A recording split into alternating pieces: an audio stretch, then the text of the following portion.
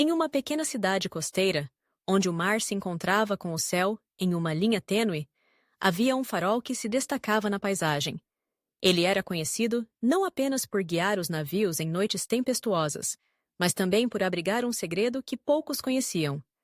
O farol, construído há mais de um século, tinha uma história rica e misteriosa que se entrelaçava com a vida dos habitantes da cidade. Mas o que realmente tornava esse farol especial era o seu guardião, um homem chamado Elias. Elias era um velho solitário, com cabelos brancos como a espuma do mar, e olhos azuis que refletiam a profundidade do oceano.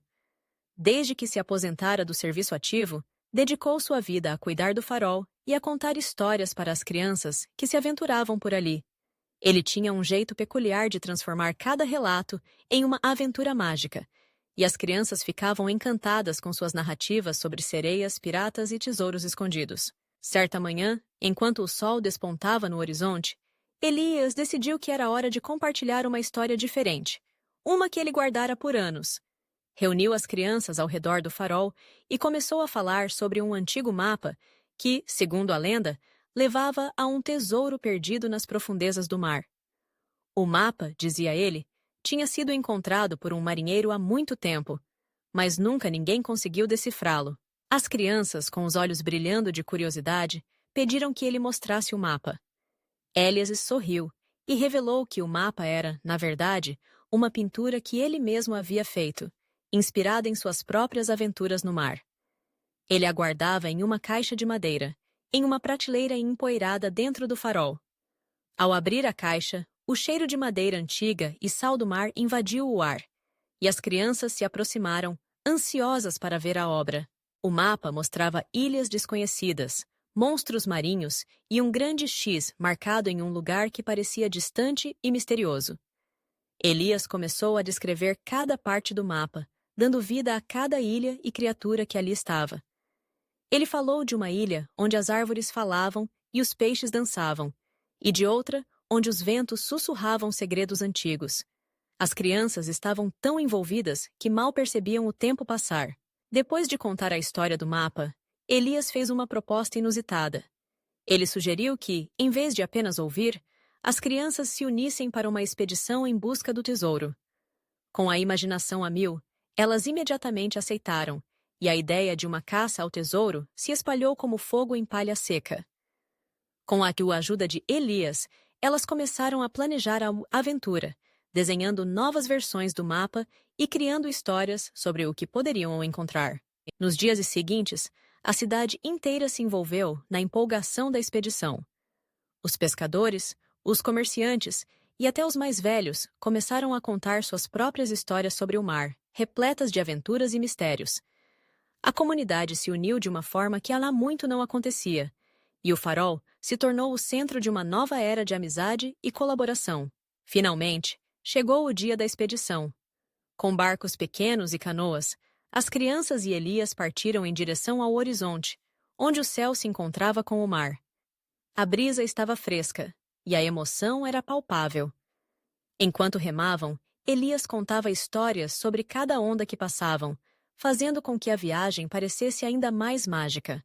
Depois de horas navegando, avistaram uma ilha, a qual não estava no mapa. Uma ilha que parecia pulsar com vida. Ao desembarcarem, foram recebidos por uma vegetação exuberante e sons exóticos.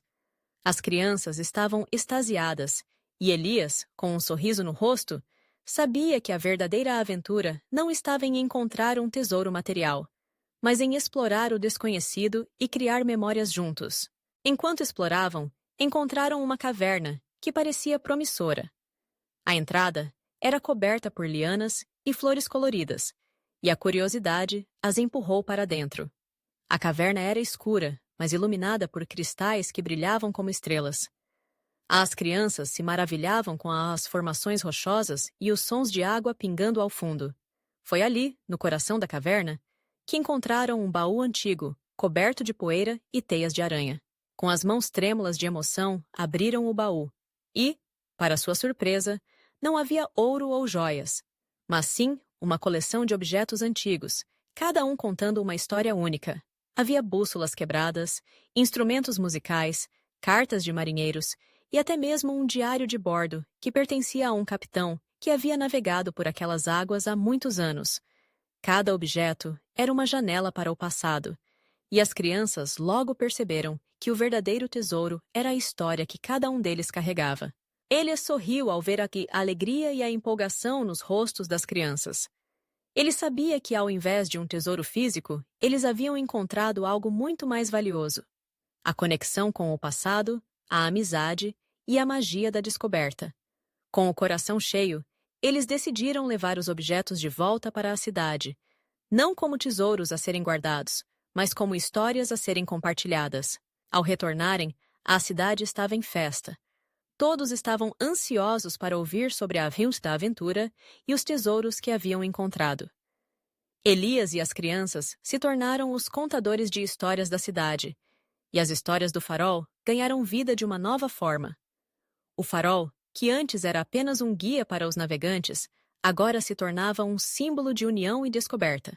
Assim, a pequena cidade costeira se transformou em um lugar onde as histórias eram vividas e recontadas, e o farol, sob os cuidados de Elias e das crianças, continuou a brilhar, iluminando não apenas o caminho para os navios, mas também o coração de todos que ali viviam.